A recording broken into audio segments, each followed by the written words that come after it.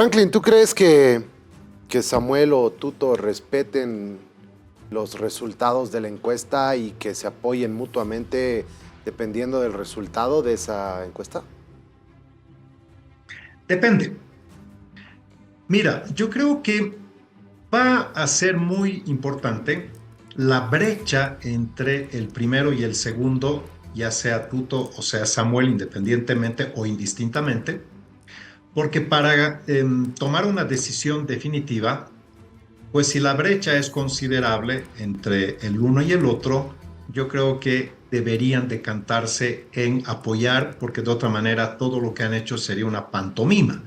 Han hablado de construir una unidad, han hablado de inclusive de temas programáticos, en fin, pero si llega el momento de la verdad y no cumplen ese pacto aparentemente, da la sensación de que don Jorge Quiroga ya está embalado, que independientemente del resultado, él va y exactamente el mismo mensaje pareciera estar dando el señor Samuel Doria Medina.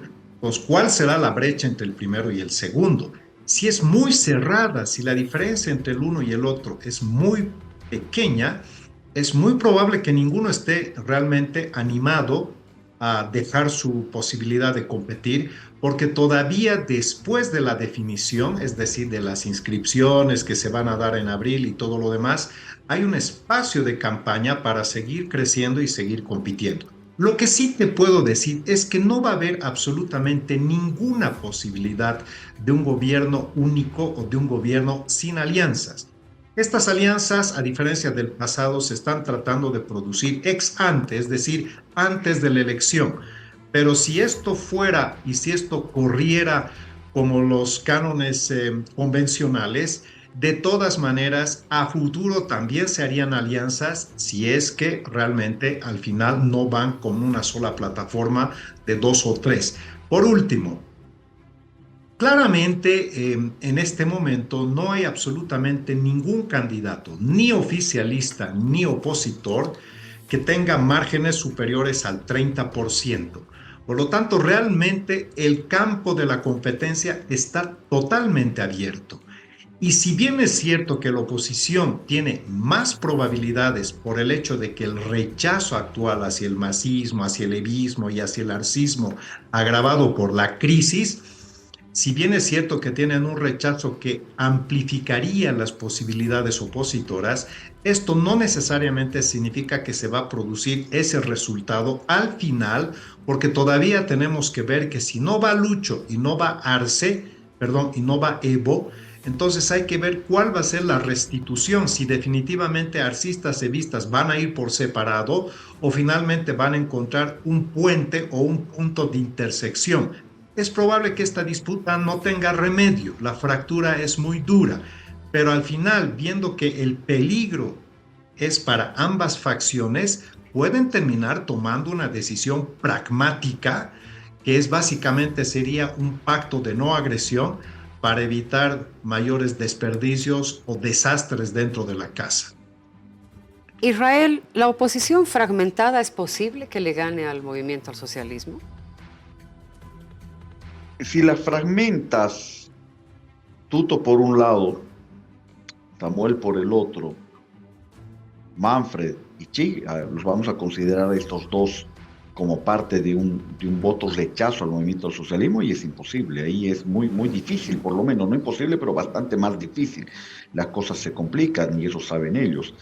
¿Cómo cambia el escenario? El escenario cambia en la medida que se consolide ese bloque de oposición, donde lógicamente uno va a tener que estar por arriba del otro, donde lógicamente se va a tener que dividir entre Tuto y Samuel. Si van juntos Tuto y Samuel, ahí las posibilidades se magnifican mucho más, se amplifican mucho más, y de esa manera es posible tener una elección bastante más polarizada en el país, y quienes pierden son estos dos que quedan al medio, que serían Manfred y Chi, dentro de ese electorado fluctuante, que sus posibilidades automáticamente disminuyen, porque estos dos son los que van a polarizar, y este va a chupar un poco de ese voto del electorado fluctuante y va a comenzar a a comer ese tipo de electorados que hoy todavía se mantiene al margen y que se mantiene sumamente indeciso.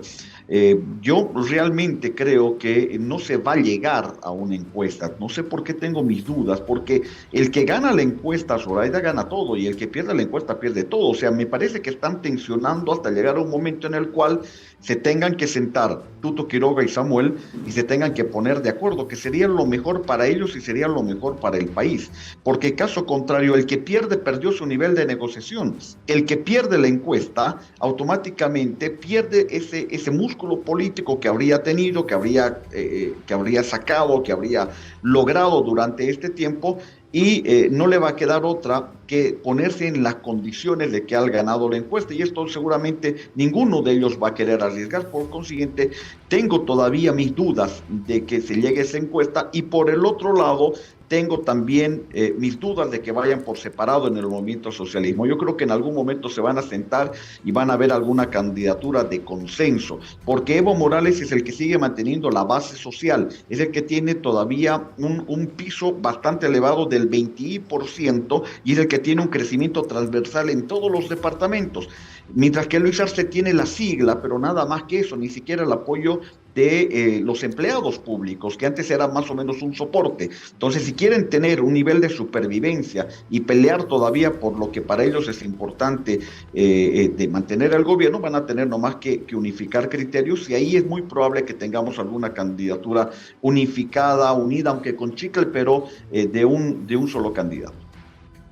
Bien, Franklin, quiero pasar a hablar acerca del evismo, ¿no?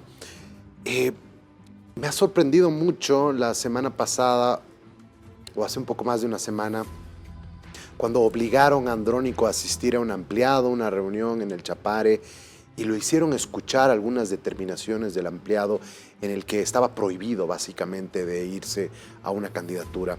Él tiene el ímpetu de un joven que tiene un futuro político interesante, que además su discurso es muy distante del de su mentor político, Evo Morales.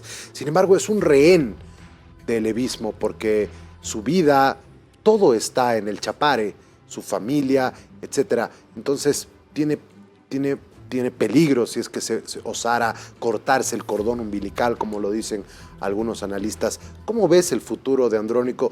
¿Cómo lo ves en estas elecciones? A medida que pase el tiempo, se está decantando la situación casi de manera natural. Indudablemente Evo Morales porfía en sostener que es candidato, y el gobierno, o por lo menos la facción arcista, entiendo yo que si algo teme, no es tanto perder las elecciones, sino un eventual retorno de Evo Morales, ¿no? Porque Morales no es precisamente el mejor enemigo o el enemigo que hay que tener. Y los arcistas saben perfectamente que un Evo Morales de retorno sería absolutamente, vendría como un regalo griego. Eso sí, Evo Morales tiene un relevo, que es Andrónico Rodríguez. Él se resiste porque además ya sufrió una traición. La traición la sufrió del señor Luis Arce, que aunque digan que sí o no, lo traicionó. Le quitó el partido, le quitó la sigla, le quitó la candidatura y le quitó la jefatura. ¿Cómo? A través de los 5 prorrogados. Entonces, para que veas cuán importante es la definición del estatus que tiene hoy por hoy el Tribunal Constitucional. O está al servicio del país, o vela por la constitucionalidad, o está al servicio de la facción arcista. Ese es el gran problema, por eso cualquier acuerdo debería partir por ese lado. Indudablemente también que Evo Morales, si tuviera, digamos que no claridad, pero sí el desprendimiento de reconocer que no puede ser candidato, perdería poder de forma inmediata. Por eso tiene que alargar todo lo posible su condición de posible o potencial candidato, porque se tienen que definir todavía muchas cosas con respecto a la conformación de lo que va a ser las candidaturas a diputaciones, senaturías y a futuro las elecciones subnacionales. Entonces, Evo Morales, de forma directa o indirecta, sigue siendo un jugador muy importante, pero se le van cerrando absolutamente todas las puertas y también se le están empezando a cerrar la posibilidad a los evistas de acceder a una sigla si es que se cae la posibilidad de ir con el Frente para la Victoria. En todo caso, yo sigo sosteniendo que Evo Morales es un candidato que juega fuerte, con todo su desprestigio, con todo su descrédito, con todo su debilitamiento y desgaste. A pesar de todo, tiene una superioridad abrumadora con respecto del señor Luis Arce, que por cierto, Luis Arce es su jefe de campaña, porque en la medida en que gestiona muy mal el país, en la medida de que de cara a la población no resuelve absolutamente ningún problema, ¿qué es lo que hace? Aviva la nostalgia del evismo, porque el razonamiento popular es básico. Con Evo había gasolina, con Evo no había inflación, con Evo había estabilidad, con Evo no teníamos problemas, y eso es el único razonamiento. En cambio, con Arce Catacora, la economía se gestiona mal, tenemos inflación, pérdida de valor de nuestros ingresos. Todo eso hace que al final Evo Morales, con mucho silencio, confinado en el Chapare, de todas maneras está incrementando su valor en términos de competitividad y por supuesto, llegado el momento, esto podría ser una transferencia no automática, mecánica ni total, pero a su delfín o eventualmente sucesor. Y creo que ese es el dilema de Andrónico Rodríguez. ¿Qué va a ser? ¿Va a ser un delfín o va a ser un sucesor? Si es un delfín, no corta el cordón umbilical, pero si es un sucesor, en breve tiempo lo va a mandar a los cuarteles de invierno a Evo Morales y yo creo que él intuye esta situación y por eso es reactivo a un relevo casi natural. Israel, tomando en cuenta este desencanto que tiene la población en estos momentos, ¿no? Que mucha gente conversando con taxistas, con las caseras, no saben por quién van a votar. Dicen, ¿y ahora qué vamos a hacer? ¿No? Hay un descontento generalizado. ¿Qué tendría que hacer el movimiento al socialismo para ganar una elección? Uy, está sumamente complicado eso, porque básicamente el movimiento al socialismo hoy, por acusaciones además de entre sus principales líderes, sus miembros, tanto Evo Morales como Luis Arce, se han achacado, vamos a decir, tienen doble autoría sobre la crisis en el país. Ya es una relación inmediata. Cuando tú hablas de los 20 años, hablas del modelo de un fracaso, de un proyecto, de un modelo económico, el fracaso de un modelo económico, hablas de años de bonanza desperdiciada, hablas de una pésima administración, de niveles de corrupción, hablas del crecimiento del narcotráfico, de la falta de seguridad y de condiciones en el país, hablas de un Estado absolutamente centralista, asistencialista, de la aniquilación del aparato productivo a través de la empresa privada, de las iniciativas, o sea, todo esto que hoy estamos viviendo como consecuencia tiene un nombre y apellido y es movimiento al socialismo, o sea con el actor Evo Morales y su ministro Luis Arce Catacora, o con el presidente Luis Arce Catacora y hoy su contrario Evo Morales, pero ambos son autores de toda esta crisis. Entonces realmente lo único que les queda es apelar un poco al discurso que decía el señor Pareja, ¿no? Recordar lo mejor de cada uno de ellos, a pesar que no fueron necesariamente los que propiciaron ese escenario de bonanza económica, más bien la cosecharon después de que los anteriores gobiernos pusieron las bases para que esto ocurra, pero un poco a atacar a la nostalgia de esas buenas épocas, cuando en realidad vas a ver que también hay muchos que dicen sí, o sea, lo acusan de pedofilia, lo acusan de una serie de graves delitos a Evo Morales, pero con él nomás había algo de estabilidad. O sea, no les queda más que tratar de recordar esas buenas épocas, ¿no? Y por el otro lado tienes a los nuevos, vamos a decir, o sea, nuevos actores que están surgiendo como Rodrigo Paz en el escenario nacional, la reaparición de Manfred, que no es nada nuevo, pero que hoy está, que tampoco ofrecen realmente una salida ni una solución. Entonces, en ese escenario disperso aparecen actores ya conocidos como Jorge Tuto Quiroga, Samuel Doria Medina y otros, que realmente te empiezan a hablar de 100 días, o en el caso de Tuto Quiroga, de los 7 pasos para salvar Bolivia, y te dan un nuevo panorama de cómo podría estar el Estado. Básicamente aquí está en juego la esperanza de la gente de tener mejores días en propuestas específicas, la ausencia de proyecto y el fracaso de un modelo económico.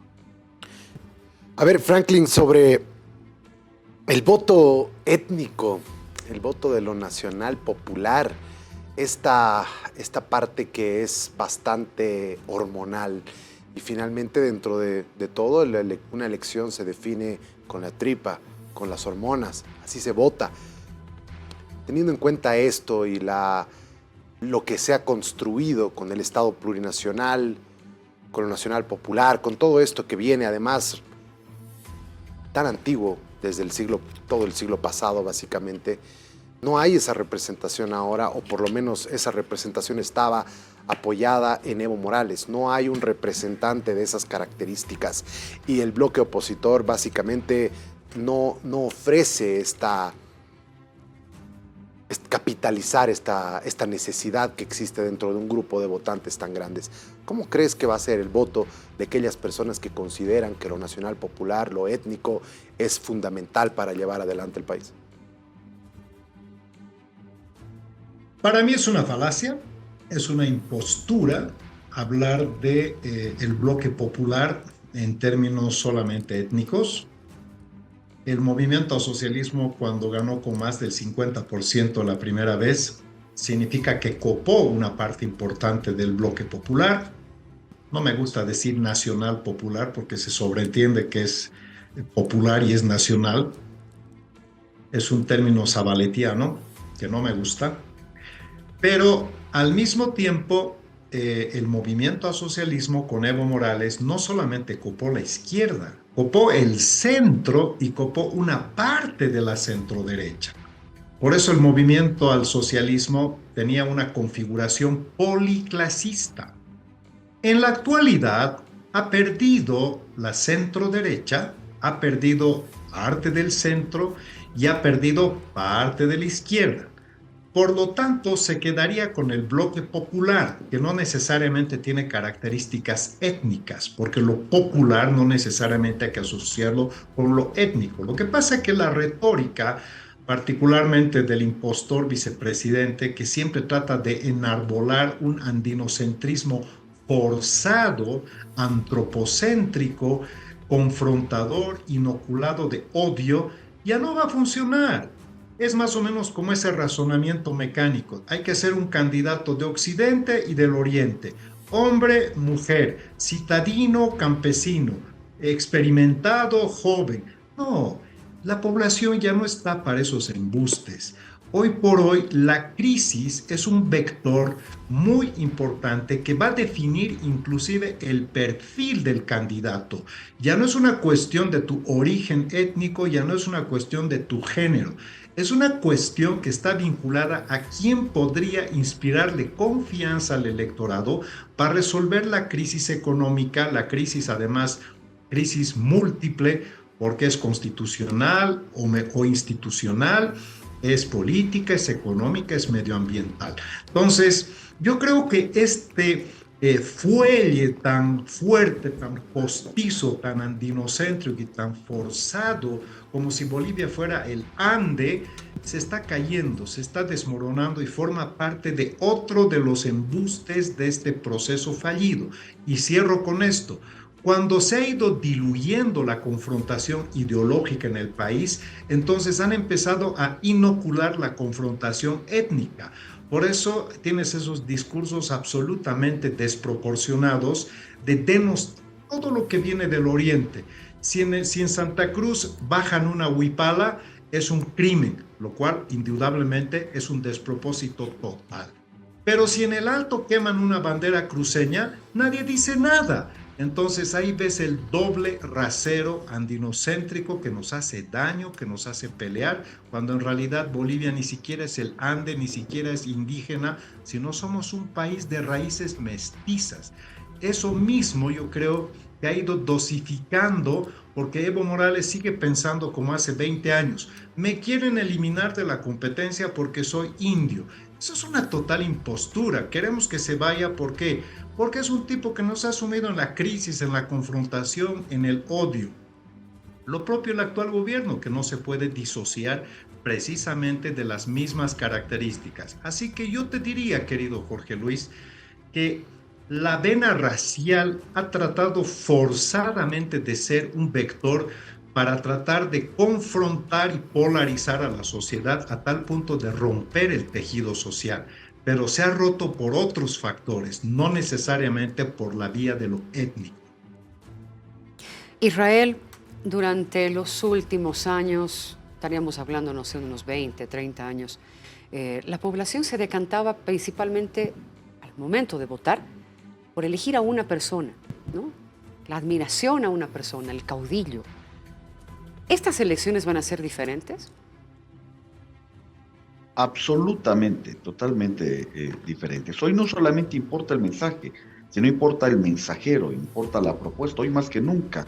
Hoy el perfil del candidato está en base a la crisis. Nunca en estos últimos 20 años se ha ido, porque es particular esta elección. Es particular primero porque tienes, después de 20 años, un movimiento al socialismo aparentemente fragmentado. Eso da posibilidades a la oposición de ganar una elección.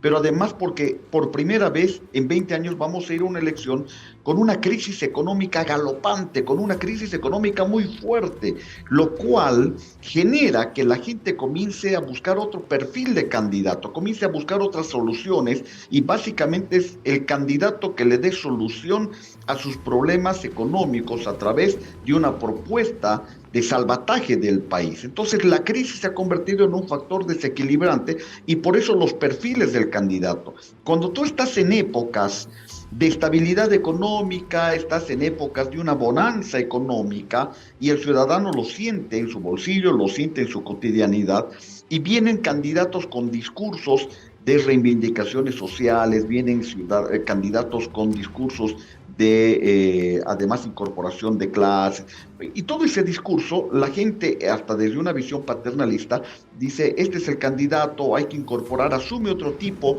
de raciocinio, cuando le hablas de libertad, de democracia, se van por ese perfil del candidato, pero cuando estás en época de crisis, en una época donde realmente ya no tienes ni para comer, cuando la canasta familiar está elevada, la crisis, la inflación, buscas a la persona que venga y que te diga, yo tengo la respuesta, yo tengo el plan, yo tengo la experiencia para ponerle solución a esto, y ese es el perfil que te define, ese es más o menos a la gente, que la gente va a elegir este tipo de candidato y además viene con la propuesta. Por eso te decía, no solamente es importante el mensaje, sino también el mensajero, ¿no? Y es ahí donde, por ejemplo, y por eso también el éxito hoy de Jorge Tuto Quiroga, quien aparece en el escenario fácilmente crece, se potencia como el candidato de oposición, porque le habla no solamente de la solución de la crisis, sino le habla del conocimiento del Estado que tiene, pero además, por otro lado, del carácter. Y este es un factor fundamental.